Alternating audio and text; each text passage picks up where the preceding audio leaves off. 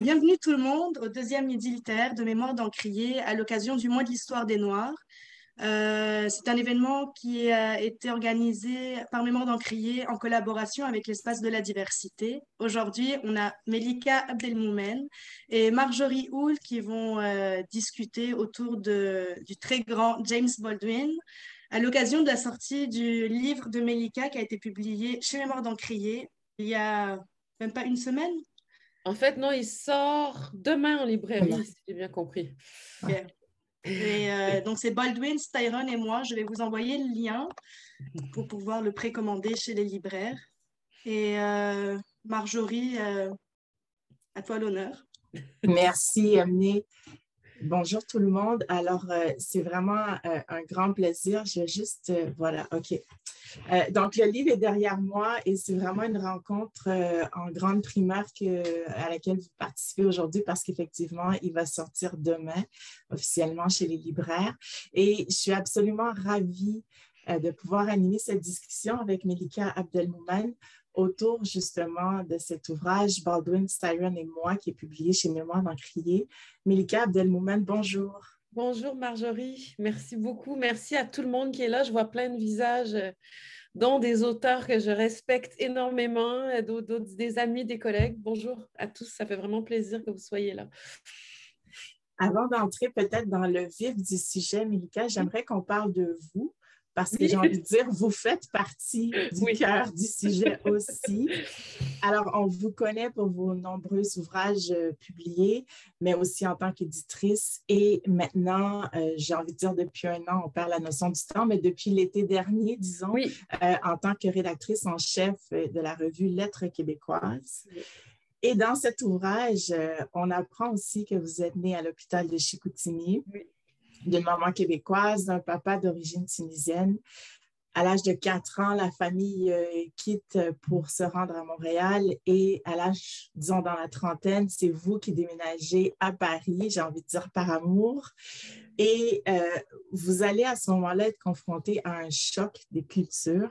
Est-ce que vous pouvez nous dire en quoi, comment dire, ce choc, il était dû à quoi?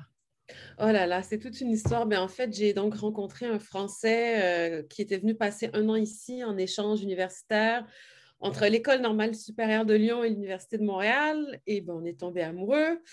Ensuite, il a dû repartir. Et après un an de séparation et de torture, j'ai décidé d'aller le rejoindre là-bas, donc de faire le même échange, mais en sens inverse, donc à Lyon, à l'École normale supérieure de Lyon. J'étais pensionnaire scientifique étrangère, selon un titre très pompeux qui veut dire pas grand-chose. C'est-à-dire que j'allais, si je voulais, à des cours à l'ENS, mais personne ne s'occupait tellement de moi là-bas. Bref, sauf mon mari, évidemment. Et donc, je devais rester un an pour qu'on voit ce qu'on faisait, comment on s'arrangeait pour vivre notre amour dans tout ça. Et je suis restée 12 ans. On s'est mariés, j'ai eu un enfant là-bas. Je suis revenue au Québec seulement il y a presque 5 ans, en 2017. Et le choc culturel était multiple. D'une part, moi, je me disais, j'ai étudié la littérature française toute ma vie. Je fais mon doctorat sur la littérature française contemporaine. Mon père avait vécu des années à Strasbourg où j'étais allée régulièrement. Je me disais, facile, facile. Puis en plus, j'avais publié quelques livres au Québec, donc je me disais, je vais trouver un éditeur là-bas, voyons. J'ai quand même un nom au Québec. Ah, que nenni. Et donc, j'ai rien trouvé du tout. J'ai pas réussi à trouver d'éditeur, j'ai pas réussi à trouver de boulot. Je suis arrivée donc à la fin juillet 2005, juste quelques semaines avant que les émeutes éclatent dans les banlieues de Paris, parce qu'il y avait deux jeunes, Zied et Bouna, qui étaient morts dans une espèce d'installation de transformateur électrique. Sarkozy qui déclarait qu'il allait nettoyer les banlieues au Karcher. Pour ceux qui ne connaissent pas le Karcher, c'est une espèce de truc à pompe qui lance de l'eau et qui écrabouille les gens que la police française utilise parfois contre les foules. Et voilà, donc il y a eu ça. Il y a eu de découvrir que dans leurs yeux, j'étais arabe. Mm-hmm. J'étais pas québécoise. Et dans les discours publics, le discours sur les Arabes, les musulmans, tout ça était un peu mélangé, arabes, musulmans, terroristes, une espèce de confusion inquiétante. Et ben, donc, c'est ça, c'était la France de Sarkozy, c'est la France des attentats à partir de 2012 avec Mohamed Merah, mais ensuite, ça s'est multiplié à partir de 2015. C'était la France des portes fermées, moi, je l'appelais. Professionnellement, j'arrivais à rien. Éditorialement, j'arrivais à rien. J'ai aussi découvert toutes sortes de choses rigolotes, notamment que je faisais partie de ce qu'on appelle les francophonies là-bas, la francophonie. Donc, les littératures francophones, moi, je pensais que c'était tout le monde qui parle français sur la Terre, mais non, c'est tout le monde sauf les Français.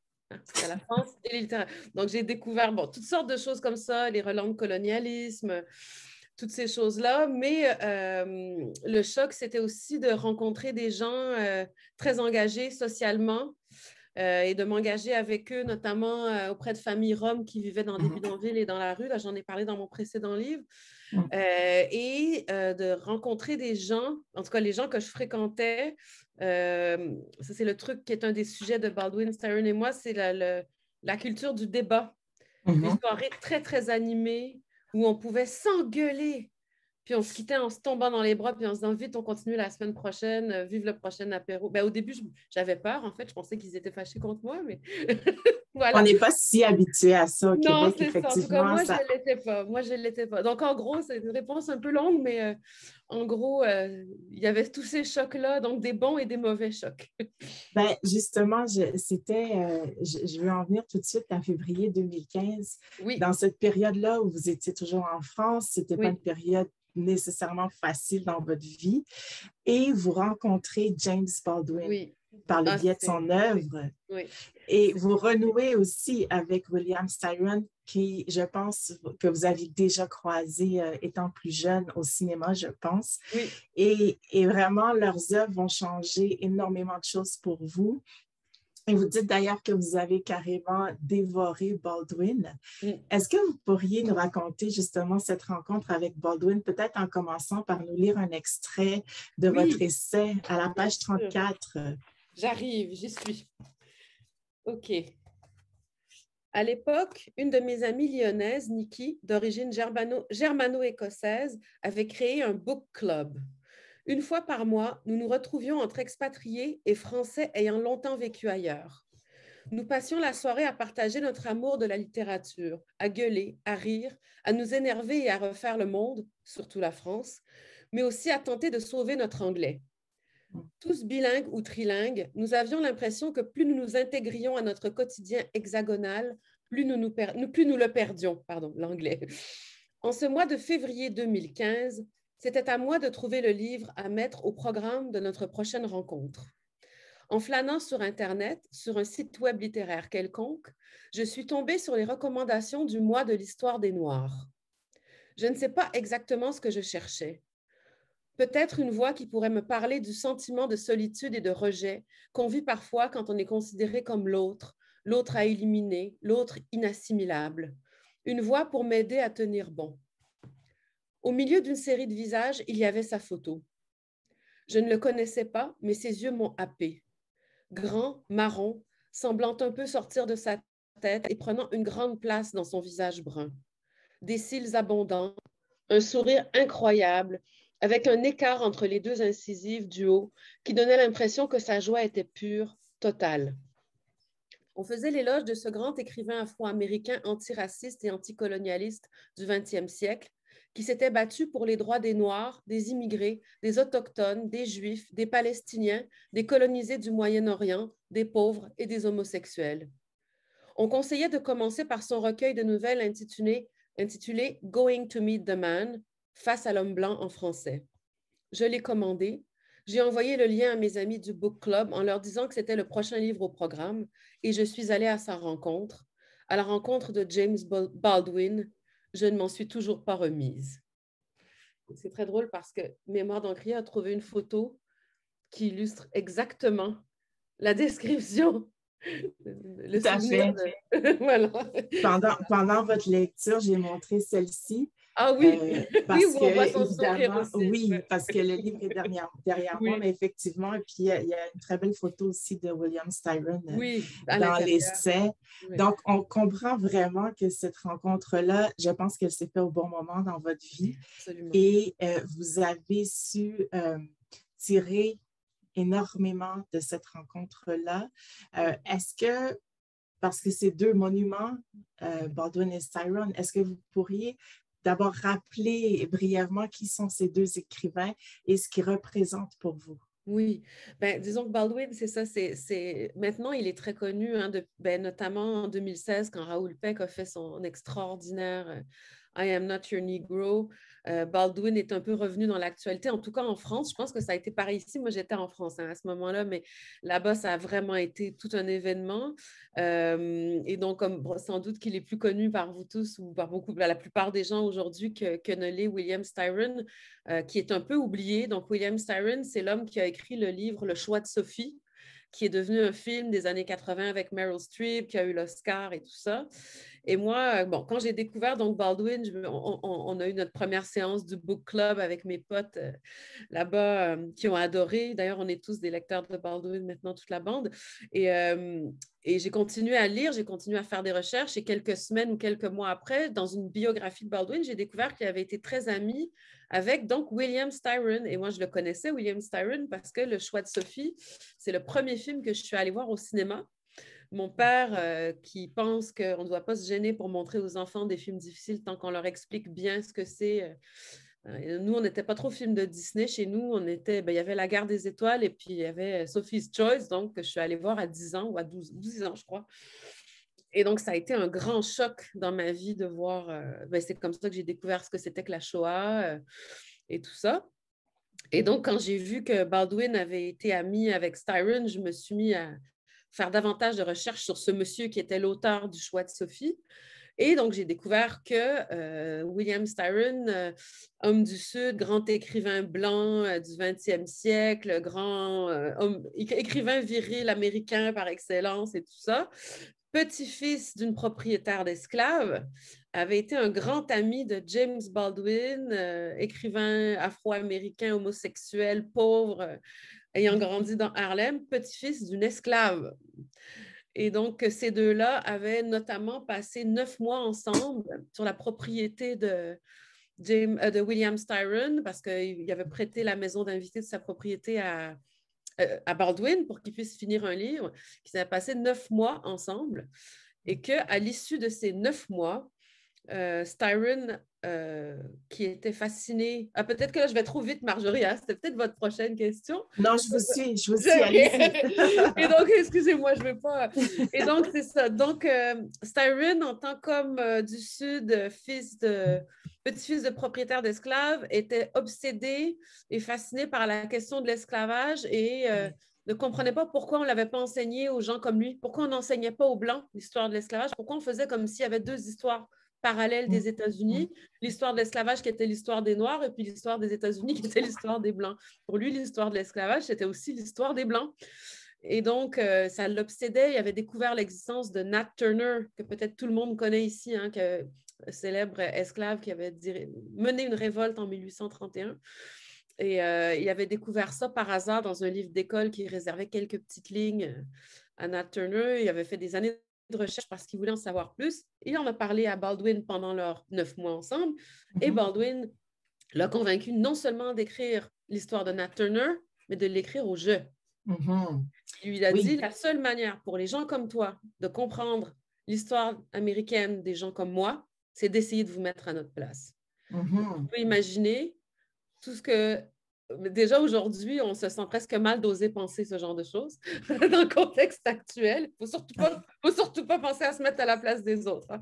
C'est devenu compliqué. À l'époque, c'était pas... on va le voir, je pense que c'était aussi compliqué, mais bref, il s'est passé ça pendant ces 9 mois. Oui, mais parlons-en justement des Confessions de Nat Turner. Je peux peut-être, j'ai le livre pas très loin. Donc, c'est le livre, le roman qu'aura écrit William Styron au jeu, alors qu'il s'agissait bel et bien d'un esclave insurgé noir. Et vous l'avez bien résumé. En fait, ce qu'on en comprend en lisant votre essai, c'est que après avoir mené une tentative d'insurrection avec une bande je ne sais pas, j'allais dire d'amis, mais d'insurgés, Nat Turner prend la fuite et, disons, les autorités blanches vont vraiment se venger sur la population noire en tuant au moins 200 personnes. Et quand ils vont finalement retrouver la trace de Nat Turner, ben, il sera jugé, emprisonné puis assassiné. Et il aura l'occasion de faire certaines confessions à son avocat qui, je ne pense pas, était impartial, mais en tout cas, il fera des confessions et ce sera un petit peu la base du roman de William Styron, mais il va aussi s'inspirer des archives de l'époque et surtout, il va combler les vides avec son imaginaire. Et donc, la sortie, et surtout, vous l'avez dit, c'est Baldwin qui va convaincre Styron d'écrire cette histoire au jeu. Et la sortie du roman va être au départ bien reçue. Il va même recevoir le prix Pulitzer. Mais il y a aussi tout un backlash, si je peux me permettre l'anglicisme, qui va y avoir, une réaction négative à laquelle Styron et James ne s'attendaient pas nécessairement. Et il y aura même un livre qui va paraître écrit par les 10 Black Writers, donc les 10 écrivains afro-américains. Et tout ça est vraiment bien documenté dans votre essai. D'ailleurs, ce livre-là, semble-t-il qu'il est assez difficile à trouver, mais vous avez réussi à mettre la main sur un exemplaire. Et vous avez traduit et résumé, ou en tout cas mis des extraits des réflexions de ces 10 hommes noirs-là qui ont réagi très négativement face à ce blanc qui a osé parler en leur nom ou se mettre à leur place. Qu'est-ce qui a le plus choqué, selon vous? Et j'ai envie de poser la question parce que l'essai l'aborde. Est-ce que Styron a eu tort de s'approprier Nat Turner? Ben, il y a plusieurs pans à la réponse. Ben, ce qui lui a été reproché par les 10 Black Writers et aussi par tous ceux qui étaient contre le livre, bon, il y avait de se mettre le fait qu'une personne blanche ne peut pas comprendre, imaginer ce qu'une personne noire peut avoir vécu. Donc ça a été un des reproches, mais il y a d'autres des 10 Black Writers qui disaient qu'il y avait tout à fait le droit d'essayer de se mettre à la place d'un homme noir. Le problème, c'est pas qu'il avait le droit ou pas. Le problème, c'est que c'est toujours les gens comme lui qui ont la parole. C'est toujours les gens comme lui qui possèdent les tribunes. C'est toujours les gens comme lui qui sont lus et qui sont publiés. La preuve, c'est que le livre des 10 Black Writers est introuvable aujourd'hui. Puis il a fallu que je fasse toutes sortes de simagrées pour réussir à mettre la main dessus. Donc, il y a ça qui lui a été reproché. Et il y a aussi une autre chose, c'est qu'il fait vivre à Nat Turner une histoire homosexuelle avec un autre homme noir. Donc ça, en 1968, ça passait pas très, très bien, disons. Excusez-moi, je vois juste que vous avez sur les ordinateurs, il y a Siri, là, je sais pas pourquoi elle s'est allumée, puis elle s'est mise à faire tout. Donc, je l'ai juste interrompue. Excusez-moi, ça me distrayait, je la voyais s'agiter, là. Donc, c'est ça. Donc, on lui a reproché ça, d'avoir imaginé une relation homosexuelle à Nat Turner. Et le grand scandale, c'est que dans la vraie vie, selon les documents, Nat Turner, donc, qui a mené cette révolte, n'a réussi à tuer qu'une personne qui s'appelait Margaret Whitehead. Déjà, le nom, on dirait que c'est inventé, mais elle existe vraiment. J'ai même une amie qui a été en contact avec un de ses descendants. Et donc, il a seulement réussi à tuer Margaret Whitehead. Et selon la confession qu'il a faite à Maître Gray, là, qui est un avocat sudiste qui a recueilli ses confessions. Donc, c'est un peu pas un document totalement fiable, mais selon la confession, pour toutes les autres personnes qu'il aurait dû tuer, soit l'épée était rouillée, soit le marteau est parti de travers. Bref, il y a toujours des excuses un peu bizarres. Et elle est la seule qu'il a réussi à tuer. Et on ne sait pas pourquoi, on ne sait pas grand-chose d'elle. Et Styron, romancier, parce que c'est un roman qu'il a écrit, ce n'est pas un livre d'histoire. James Baldwin disait que c'est la même chose, que les livres d'histoire sont des romans, mais c'est un autre problème. Et donc, il a imaginé, il a créé à partir de ce fait-là et du vide qu'il y avait autour, une relation entre Nat Turner et Margaret Whitehead. Et en gros, dans le roman, ils s'aiment. Elle n'est pas forcément amoureuse de lui, on ne sait pas trop, mais ils ont une relation de bienveillance et d'amitié. Puis lui, il est secrètement amoureux d'elle et il la désire secrètement et il la tue. Et ça a fait bondir certains des 10 Black Writers. Je pense que tous lui ont reproché ça, plus d'autres choses, mais ça, c'est comme commun à tous les... Et aussi, ben, on en parlera peut-être après, mais un autre opposant, Ossie Davis, que vous connaissez peut-être, qui était un grand acteur américain et militant pour les droits des Afro-Américains, s'opposait au projet de transformer le livre de Styron en film. Ouais. Et lui, il n'avait rien contre le livre de Styron lui-même. Il pensait que Styron avait le droit de faire ce qu'il avait fait, mais aussi que c'était les Blancs qui avaient toute l'attention en littérature, bon, ça, tout ça. Mais lui, le problème majeur dans le fait de transformer le livre en film, c'est de représenter la relation d'une Blanche et d'un Noir avec le Noir qui tue la Blanche. Il trouvait que c'était hyper dangereux de faire ça aux États-Unis à cette époque-là. C'est ça, à l'époque en plus. Oui, oui. Et est-ce que, parce que là, c'est la question carrément d'appropriation culturelle qui est mise de l'avant, est-ce que vous pensez que ça peut avoir une résonance avec ce qui se passe ici au Québec? C'est-à-dire que c'est très drôle parce que moi, j'ai découvert cette histoire-là avant qu'il y ait tous les débats autour des pièces de Robert Lepage. J'arrive plus à me rappeler c'était en quelle année. Je ne sais plus si j'étais encore en France quand ça s'est passé ou si j'étais déjà revenue. Je me souviens plus des années. J'avoue que moi, avec la COVID, si jamais quelqu'un sait, si c'était après 2017, mais bref, je me souviens que j'ai découvert... je regarde dans le chat si quelqu'un sait la date des scandales, mais bon, si quelqu'un la sait, n'hésitez pas à nous l'écrire, que je me replace les souvenirs dans le bon ordre. Mais donc, bref, tout ça, c'est ce qui est certain, c'est que j'ai découvert l'histoire de Baldwin en 2018, donc j'étais déjà revenue ici. Merci. Merci beaucoup, Michael. Et donc, quand j'ai découvert cette histoire-là, c'était bien avant et j'y ai repensé en lien avec les histoires de Slav et Kanata parce que la revue Spirale m'avait demandé un article sur la question de l'appropriation culturelle, question avec laquelle j'étais super mal à l'aise parce que d'une part, je comprenais la colère des gens devant le fait qu'on faisait une mise en scène représentant des personnes noires qui étaient jouées par des personnes blanches, alors qu'il y avait probablement plein d'acteurs noirs qui perdaient du boulot à cause de ça. Mais remarquez que cette question-là ne se pose pas de la même façon pour un roman. Il n'y a personne qui joue le rôle dans le livre. C'est des êtres de papier, donc ce n'est pas la même chose. Et moi, je reste vraiment mal à l'aise. Ça m'était déjà arrivé dans un colloque sur l'autofiction, parce que j'ai fait mon doctorat sur Serge Dubrovski, là, qui est le monsieur qui a inventé le mot autofiction, un romancier français.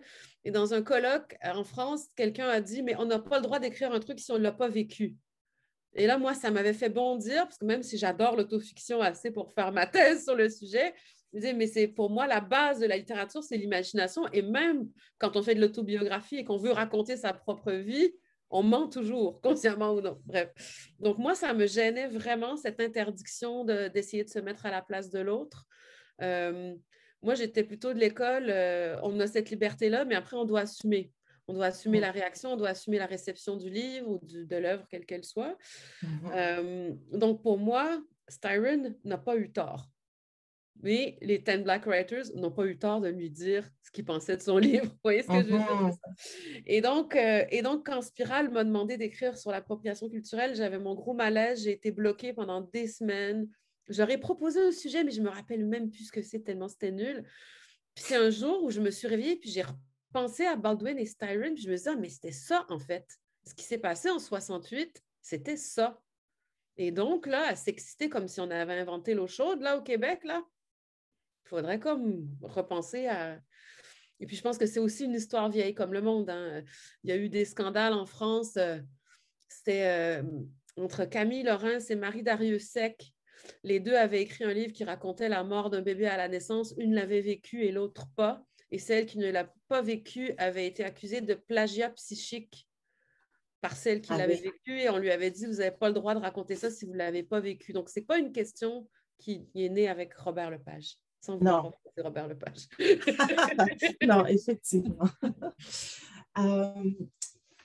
Votre livre, c'est un livre qui parle beaucoup d'amitié. On l'a dit, une amitié qui, au départ, on pourrait imaginer improbable, qui se voulait improbable entre le petit-fils d'une esclave et le petit-fils d'une propriétaire d'esclaves. Mais au contact l'un de l'autre, Baldwin et Styron vont beaucoup évoluer, vont beaucoup apprendre. le thème de notre conversation ce midi, c'est vraiment comment lire Baldwin aujourd'hui.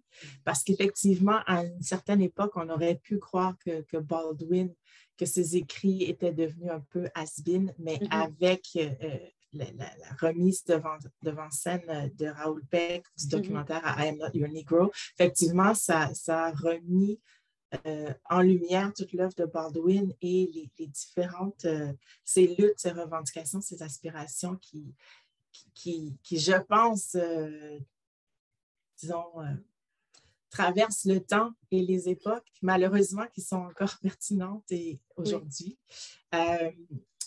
Est-ce que vous, en lisant Baldwin, est-ce que disons, dans votre vision, dans votre compréhension du monde, est-ce que Baldwin a une influence à ce niveau-là et est-ce que vous faites, par exemple, des ponts, des parallèles avec, j'y vais avec, par exemple, le mouvement Black Lives Matter qui s'est soulevé avec force en mai 2020, puis ça s'est poursuivi par la suite, mais vraiment de manière mondiale, quand George Floyd, un Noir américain, a été assassiné froidement devant un cellulaire, donc devant le public, par un policier blanc. Ben, je pense aussi chez nous, par exemple, au pensionnat québécois, canadien, où on a kidnappé, j'ai envie de dire, des enfants autochtones pour les assimiler, pour les évangéliser de force. Et vous faisiez mention aussi de la situation de familles de Roms qu'on garde dans l'indigence en France. Est-ce que justement tout le message, tout ce que Baldwin portait, pour vous, il y a un pont à faire avec les situations actuelles? Mais dans mon cas, il y a quelqu'un qui m'a sorti de ma solitude à un moment où c'était extrêmement angoissant d'être une étrangère en France, à la fois québécoise et avec des origines arabes. C'était comme quelque chose dont j'avais vraiment besoin. C'était juste après les attentats de Charlie Hebdo. J'avais jamais vécu dans un pays où il y avait eu des attentats. J'avais vécu au Québec toute ma vie, donc pour moi, c'était vraiment un grand choc. Puis il y en a eu beaucoup d'autres après. Donc, c'était vraiment un accompagnement pour lutter contre ce sentiment de solitude, de rejet, de peur, d'être inassimilable, comme je le disais tout à l'heure. Mais il y a aussi eu des réponses qui sont encore nécessaires pour moi aujourd'hui et que j'avais envie de communiquer à travers ce livre-là. Donc, les réponses ont à la fois mis fin à une solitude et m'ont aidé à voir plus clair, c'est-à-dire que, par exemple, sur cette question de l'appropriation culturelle, je voyais deux camps qui s'opposaient, ou à peu près sur tous les sujets en ce moment, les différences raciales, le terme racisé, la discrimination positive, tous ces trucs-là. Je ne vois ou presque que des points de vue radicaux qui s'opposent et qui ne peuvent pas s'écouter, ou qui ne veulent pas s'écouter. Je vois de la polarisation et moi, j'arrive jamais, depuis que je suis toute petite, dans ce genre de situation-là, je comprends toujours les deux côtés. Forcément, après, de par vos origines. mon inclination instinctive va me mener vers l'un plus que vers l'autre, mais je comprends toujours les deux. Là, évidemment, j'exclus les gens d'extrême droite, les appels au meurtre et les appels à la haine. Eux, je ne les comprends pas. Je ne comprendrai jamais, je les exclurai. Il n'y a rien à faire. Éric Zemmour en France, si vous saviez ce que ça me fait dans un de mes deux pays, maintenant, de voir ce qui se passe là-bas, c'est une horreur. Mais bref. Et donc, Baldwin, c'est l'exemple parfait de celui qui essaye de forcer au dialogue, ou en tout cas de forcer à prendre de la hauteur. Et il a payé cher, hein, parce qu'il s'est fait insulter, surtout vers la fin de sa vie. Les gens le surnommaient Martin Luther Queen. Il y avait des militants qui disaient qu'il voulait coucher avec des Blancs, qu'il voulait être blanc, qu'il voulait avoir des bébés avec un Blanc. Il y a eu des horreurs sur lui qui ont été dites, ou parce qu'il était ami avec des Blancs. Bon, des gens comme Rip Torn, qui est un des plus grands activistes pour les droits civiques, qui était un acteur blanc que vous connaissez peut-être, hein, il est décédé il n'y a pas très longtemps, un grand comédien américain, et d'autres. Hein. Et donc, de le lire, ça a vraiment été pour moi, c'est ça, la fin d'une solitude, puis le début de quelques réponses. Et je voulais, dans ce livre, au début, c'était un article, ensuite, ça a été une pièce de théâtre, et maintenant, c'est un livre, mais je voulais trouver une façon de faire connaître ça aux autres, de faire connaître la résonance que ça avait trouvé en moi pour un peu montrer la résonance que ça pouvait trouver en quelqu'un d'aujourd'hui qui mais ça peut être un peu n'importe qui, mais bon, disons que moi, la position que j'ai, fille qui a immigré, qui a habité dans plusieurs pays, qui a des origines mêlées, qui a l'impression qu'elle sera peut-être jamais chez elle nulle part. Donc, je trouvais que ça pouvait résonner. J'espérais que ça pouvait résonner avec des lecteurs qui me ressemblent ou même qui ne me ressemblent pas, on ne sait jamais. Ça pourrait être chouette. Donc, Oui. c'est ça. Donc, pour moi, il y a vraiment un pont. Et après, ce pont-là m'a mené à d'autres personnes dont je parle dans le livre, comme John H. Griffin, là, qui a écrit le livre Black Like Me, dans la peau d'un noir, ou comme Abel Méropole, qui est l'auteur de la chanson Strange Fruit. Je ne sais pas si vous saviez que la chanson Strange Fruit, donc la plus grande chanson anti-lynchage de tous les temps, a été écrite par un homme blanc juif d'origine russe. Moi, je l'ai appris avec Qui a votre été le essai. professeur de James Baldwin à l'école, d'ailleurs. Les hasards de la vie, bref, tout ça. Donc ça m'a mené vers d'autres personnes comme ça qui sont entre guillemets, des conciliateurs. Ouais. Et il y a une phrase de Baldwin, juste pour conclure, qui dans ce livre, que dans mon livre, j'ai noté parce que je la trouve super importante, où il anime un débat entre Ossie Davis et William Styron. Donc, Ossie Davis, vous vous rappelez qu'il ne voulait pas que le film soit fait parce qu'il craignait la représentation de l'histoire d'amour entre l'homme noir et l'homme blanche et la femme blanche, l'homme noir qui assassine la femme blanche, qui disait que Styron avait tout à fait le droit d'écrire ce livre, mais que c'était quand même pas juste qu'on soit toujours obligé de lire les histoires des Blancs. Et donc, Styron qui disait, moi, j'ai eu le droit d'écrire cette histoire, puis bref, donc, et Baldwin a cette phrase où il dit, un tel pense ça, l'autre pense ça, ils ne sont pas d'accord, mais ils ont tous les deux raison. Et là, ils ont tous les deux raison. Pour moi, ça a été un grand moment dans ma vie de lectrice. Disons. Oui, oui. Et à ce moment-là, on s'éloigne de tout ce qui est extrême. Oui. Et on est plus dans la nuance et on n'est plus dans le noir ou blanc. Et ben là, je m'avance, mais vous me direz, vous pourrez me contredire si c'est le cas. J'ai l'impression que votre mixité d'origine, de par une maman québécoise d'ici, on ne sait plus comment nommer les choses. Oui, oui, de souche. Oui. Et certains disent à ce moment-là que les Autochtones sont de racines, mais bref. C'est vrai? Et, ben, non, mais c'est bien, je suis contente d'apprendre l'expression parce que moi, je ne sais plus non plus comment appeler. D'ailleurs, ma mère, j'ai appris qu'elle avait une ancêtre autochtone, mais bon, ça, c'est des débuts de recherche de quelque chose, donc c'est pas encore. Oui, non, mais effectivement, il y a eu énormément de mixité au Québec, mais par contre, c'est les curés qui tenaient les papiers, donc c'est pas toujours su et connu, mais effectivement, il n'y a pas de noir ou blanc, je pense, dans la vie. Mais donc, où je voulais en venir avec ça, c'est que, donc, mixité au niveau des parents, au niveau culturel, à la maison, il y avait des éléments québécois, puis des éléments comme votre linge mou, je pense qu'il venait directement de la Tunisie. Exactement. Oui, oui, parce que quand on s'habillait, quand on cuisinait ou quand on passait la journée à la maison, quand on s'habillait en mou, c'était des djellabas que mon père avait rapporté de voyage en Tunisie. Donc, on traînait en djellaba chez nous et non en jogging. Oui. Oui, ben, et tout ça m'amène parce que je veux faire le lien avec James Baldwin, l'intersectionnalité des luttes, des solidarités aussi, parce que justement, il était triplement chanceux. C'est ce qu'il disait. Donc, un homme noir, un homme gay et un homme pauvre. Oui. Tout ça réuni ensemble à l'époque aux États-Unis, c'était pas facile à porter. Et je pense que ça a contribué à il n'était pas radical, il faisait dans la nuance, il était aussi dans la compréhension. Oui. Et j'ai l'impression que vous vous êtes reconnu peut-être à travers ça. Parce que c'est difficile d'être radical quand on est nous-mêmes mixtes. Absolument, absolument. Puis c'est difficile parce que si je prends, par exemple, moi, si entre les Occidentaux purs, entre guillemets, ou je ne sais pas comment les appeler, les Occidentaux classiques et ce qu'on appellerait les Orientaux ou les Arabes, si je prends de l'un côté, je nie une autre partie de moi. C'est comme si je prenais contre moi-même, donc c'est sûr que ça ne peut pas fonctionner. Hein? C'est comme ce qu'expliquait Amin Malouf dans Les identités meurtrières. Là. Je suis une frontalière, j'ai à l'intérieur de moi deux identités qui sont censées se détester. traditionnellement.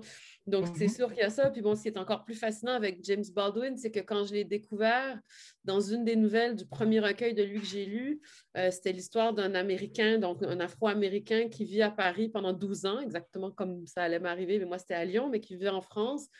Et dans cette nouvelle-là, l'Afro-Américain prenait la défense d'un immigré tunisien qui se faisait attaquer et accusé de vol par une bande de bons Français et de bons Américains. Donc ça m'a évidemment frappée quand c'est comme une des premières nouvelles de Baldwin que j'ai lues, donc j'étais complètement sidérée. Et après, j'ai découvert ses prises de position pour les Algériens, contre la colonisation.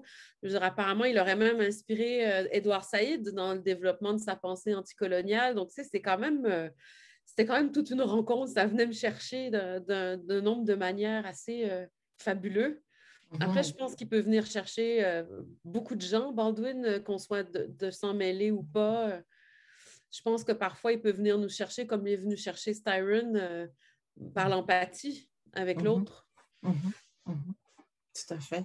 Mm. Et pour vous, c'était important parce que c'est un essai, il faut le dire. Hein? Le titre porte très bien son nom, Baldwin, Styron et moi. Et ce moi-là, je le sens nous. C'est Baldwin, Styron et nous, par le biais de vous, l'autrice. Mais c'était important pour vous de faire ressortir cette histoire d'amitié et de solidarité entre ces deux personnes qui, au départ, tout opposaient, ou presque. C'était nécessaire de mettre ça de l'avant parce qu'il y a plusieurs écrits qui ont été publiés sur Styron, mais cet ouvrage-là, pour moi, m'a parlé, je dirais, de manière personnelle. C'est venu me toucher. Bon, je dois avouer que j'ai peut-être un petit biais parce que je suis aussi de sang mix. Donc, je me suis énormément retrouvée, reconnue et ça m'a donné beaucoup à réfléchir dans vos propos, en fait. Mais c'était important pour vous de prendre une approche plus personnelle et en même temps risquée, parce que quand on y va de manière personnelle, on s'expose, on porte flanc. Oui, on a peur un peu. Mais là, pour l'instant, ça se passe bien jusqu'à maintenant. Mais en fait, au départ, j'avais écrit un article seulement sur eux, seulement sur Styron et Baldwin.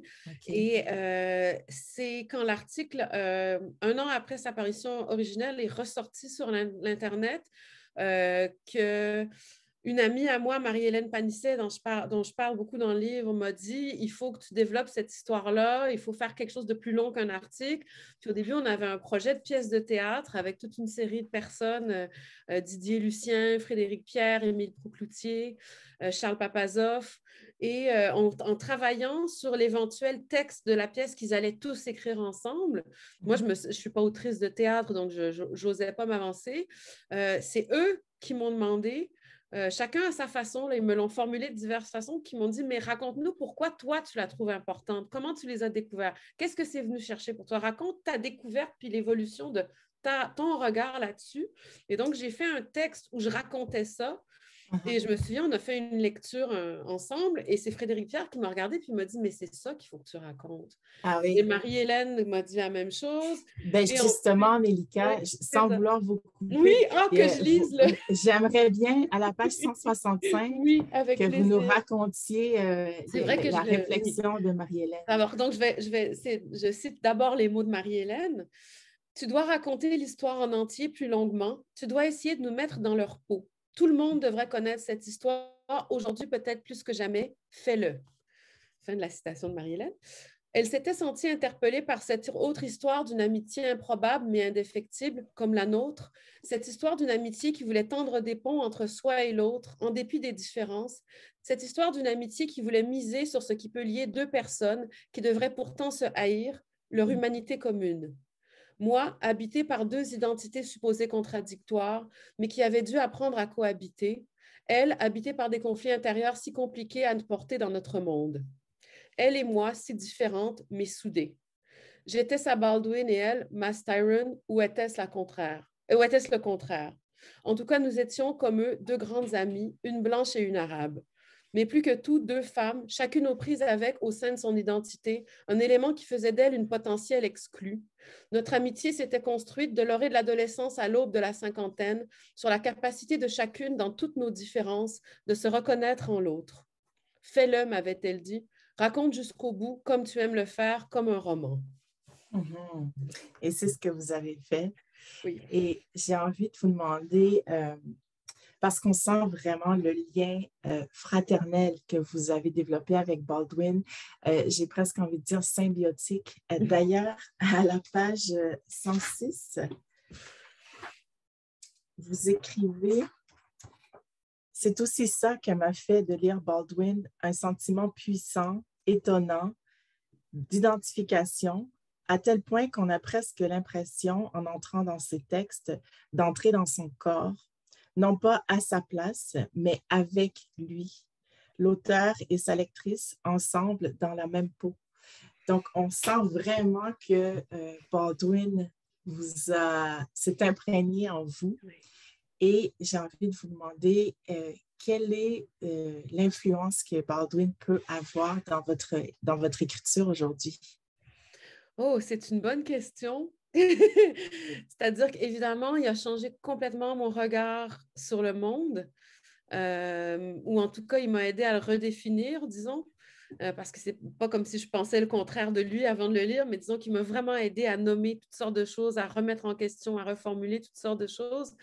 Donc, je pense que ça fait de moi quelqu'un de beaucoup plus engagé dans ce que j'écris. Je ne veux pas dire que tout ce que j'écris est devenu politique ou le serait. Je suis plus engagée politiquement, mais ça vient aussi de mon séjour en France, là, qui est un pays où le mot militant n'est pas une insulte, et où j'ai beaucoup milité avec des amis, mais plus engagée dans le sens où je me risque plus en écrivant. Donc, par exemple, ce livre-là, le « Et moi », qui a été beaucoup développé aussi grâce à Rodney Saint-Éloi, un de mes éditeurs, que je vois son nom, mais je ne vois pas son visage. Allô, Rodney. Et Yara El-Gadban, on a beaucoup travaillé, mais d'abord Rodney, parce que quand il a lu le texte qui était la pièce, il m'a dit on va le développer davantage pour en faire un livre. Et la partie qu'il voulait que je développe et où je devais cesser d'être prudente et de prendre des précautions tout le temps, c'était la partie « Et moi ». Et donc, c'est ça que j'ai fait. Puis je pense que je l'ai fait parce que j'ai pris mon courage à deux mains, puis je me suis dit, c'est que si Baldwin était mon coach d'écriture, il me fouetterait un peu, là, puis il me dirait, écoute, cocotte, la complaisance, et puis vas-y, risque, puis casse-toi la gueule si tu dois te la casser, puis prends les claques si tu dois les prendre, mais assume ce que tu penses, dis-le. Donc, c'est ce que j'ai fait. Donc, évidemment, ça fait que c'est mon 10e livre, mais j'ai peur comme si c'était mon premier. Mais en même temps, je suis fière comme si c'était mon premier aussi. Oui, mais ça se comprend. Ouais. Moi, je dois le faire comment dire, un avertissement aux futurs lecteurs. Oui. Cela va vous donner l'envie de lire, de découvrir ou de redécouvrir Baldwin. Soyez avertis. Et j'ai envie de vous demander, Milka, parce que Baldwin, bon, ça a été un auteur prolifique, malgré qu'il ne soit pas décédé à un âge avancé. Oui. Il a écrit des essais, il a écrit des romans, il a écrit énormément d'articles et tout. Alors, s'il fallait vous demander par quoi commencer dans l'œuvre de Baldwin, qu'est-ce que vous recommanderiez?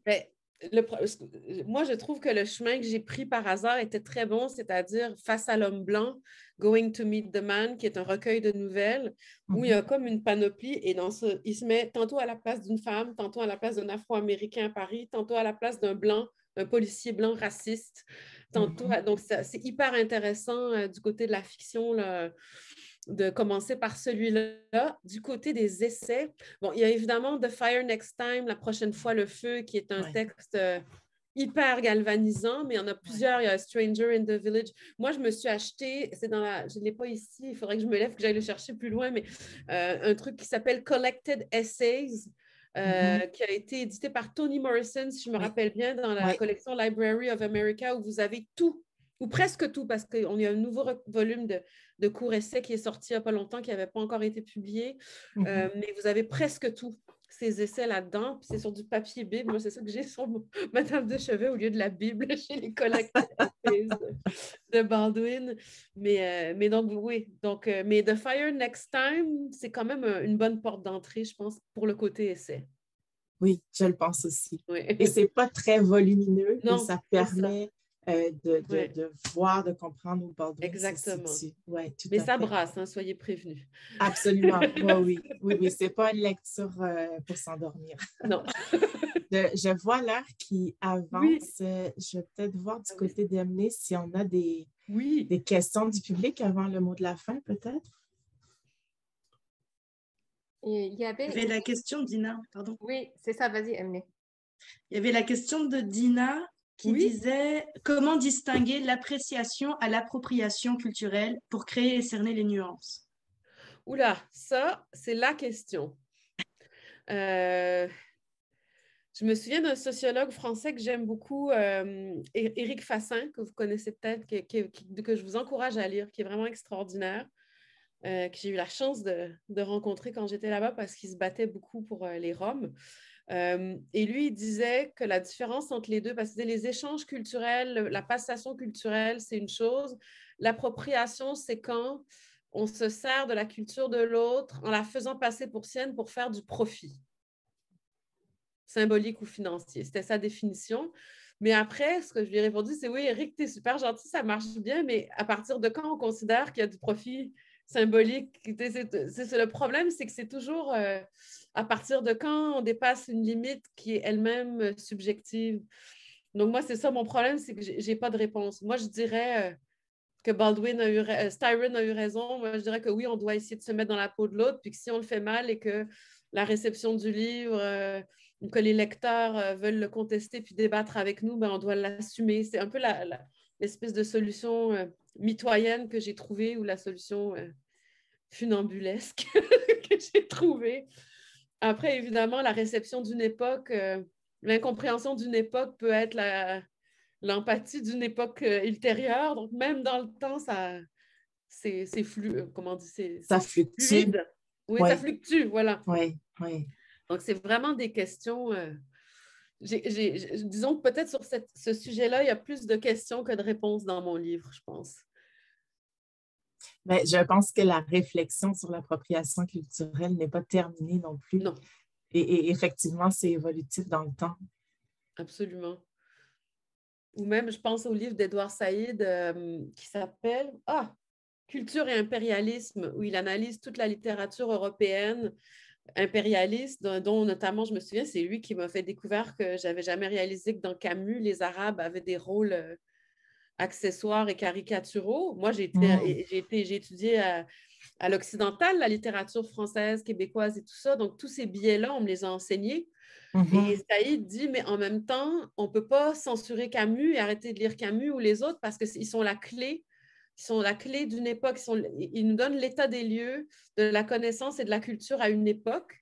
Et nous-mêmes qui les regardons, nous sommes l'état des lieux de la culture et de la connaissance à une autre époque qui pourra être remise en question. Donc, si on efface tout ça, on efface notre propre histoire et on efface même ce contre quoi on veut se battre, en fait. Ce contre quoi on ne doit pas oublier de se battre, disons. Oui. Emily, est-ce qu'il y avait d'autres questions? Il y a une question de Yara. Allô, Yara! Donc, est-ce que lire Baldwin aujourd'hui, c'est différent qu'hier? Oh!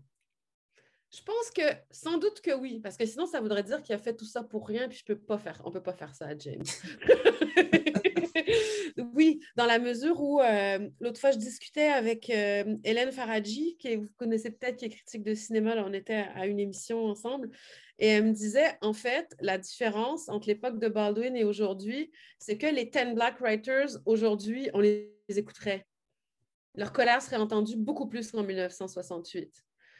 Et dans mon livre, je parle de ça aussi, des colères justement autour de questions de représentation, des questions de représentativité au sein de l'État. Par exemple, je raconte que moi, j'étais présidente d'une commission, un truc qui s'appelle la Commission du droit de prêt public, que vous connaissez peut-être. En tout cas, on verse des droits d'auteur aux écrivains pour la présence de leurs livres en bibliothèque.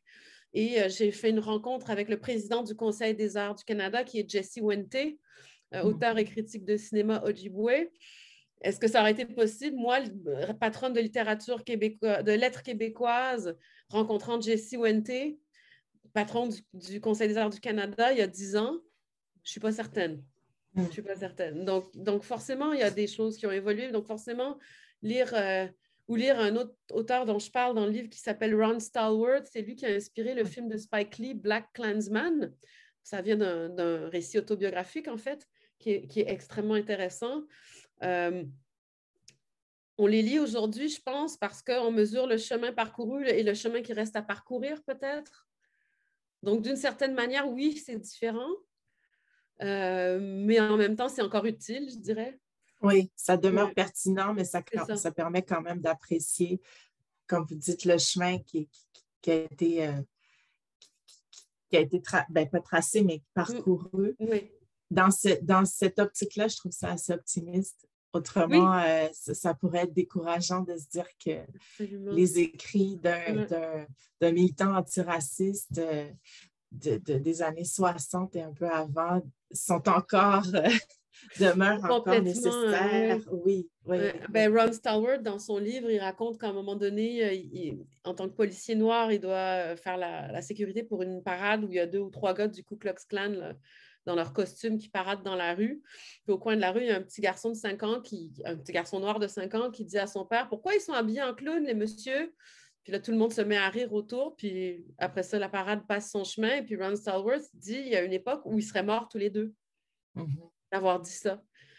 Donc, c'est quand même dire qu'il y a des choses qui avancent. Qu'il y a des choses qui avancent. Oui, heureusement. Il y a une question. Oh, pardon. Ah ben non, je voulais voir de ton côté. Il reste 2 questions. Edem Aoumé, qu'aurait pensé Baldwin c'est un de mes auteurs préférés. Je suis contente. Je le vois. Allô? Un auteur que j'adore. Alors, la question, c'est qu'aurait pensé Baldwin de l'Amérique d'aujourd'hui? Oh là là, je pense qu'il aurait été découragé. Mais en même temps, on aurait eu droit à des tirades sur Trump, là, et sur les gars du 6 janvier. Mon Dieu, que ça aurait été savoureux. Moi, je pense qu'il aurait été complètement découragé. C'est vrai que c'est ce qui m'a frappé dans le film de Raoul Peck, parce qu'il fait un pont entre 2016 et l'époque de Baldwin pour montrer qu'il y a quand même encore des problèmes. Et 2016, c'était le début de la grande débandade à laquelle on assiste en ce moment là, aux États-Unis. Mais oui, je pense qu'il aurait été extrêmement alarmé et inquiet, je pense. Ouais. C'est sûr que c'est assez... on ne parlera même pas de ce qu'il aurait pensé de la France. C'est pas tellement plus réjouissant, malheureusement, ce qui pend au nez des pauvres Français en ce moment. Donc, oui. Bonjour, Edem. J'en reviens pas. Je suis contente. Je suis comme sa fan numéro 1. Lisez-le. Il a écrit Noces de coton. C'est son 6e, mais tous ses livres sont excellents. Mais il vient de publier Noces de coton, qui est une perle. Vraiment. On va peut-être prendre la dernière question. C'est une toute petite question de Rodney. Tu vas voir. Mais ça ne veut pas dire qu'elle n'est pas énorme. Hein? Mais c'est justement ça. Le racisme, peut-on aller au-delà? Rodney, pourquoi tu fais ça? Je rigole. Je pense que oui. Je ne sais pas exactement comment, mais je pense que oui. C'est sûr que oui, même. Puis si on ne tend pas vers ça, il faut qu'on tende vers ça, en tout cas. Il faut que ce soit l'objectif. Après, quand et comment on va y arriver, et puis combien de personnes il va falloir convaincre, ça, c'est une autre question. Parce qu'il y a beaucoup, beaucoup, beaucoup de gens à convaincre. Et après, parmi les personnes antiracistes, il faudra peut-être aussi trouver une manière de faire des compromis et de s'entendre entre nous, parce qu'il y a énormément de polarisation parfois entre les personnes dans leur manière de lutter contre le racisme. Donc ça, c'est un autre... C'est pas nouveau ça non plus, hein, mais oui, absolument qu'il faut aller au-delà. On peut. Hein, est-ce qu'on peut, René dit? Oui, je pense qu'on peut, mais il faut faire d'abord avant de pouvoir. En tout cas, après, je me comprends, il faut faire avant d'arriver là. mais c'est ça, il y a du boulot. Il y a vraiment il y a beaucoup d'autres livres à écrire et beaucoup de films à faire et beaucoup de midi mémoire d'encrier à organiser. Et donc, des livres à lire et des films et des documentaires à regarder. En tout cas, je retiens que la réponse courte, c'est oui. Oui. C'est ce que je retiens. Alors, juste pour le mot de la fin, j'aimerais lire un tout petit extrait de l'essai qui, je trouve, convient parfaitement bien. Alors, c'est à la page 112. Vous écrivez: J'aime l'histoire de Baldwin et Styron dans toute son irréductible complexité. Elle n'apaise rien. Elle ne donne ni clé ni formule qui réglerait tout. Elle ne donne pas bonne conscience. Elle ne donne pas d'absolution. Elle fait bien mieux que tout ça. Elle donne à penser. Et c'est ce que vous faites, Melika Abdelmoumen, avec cet essai, Baldwin, Styron et moi.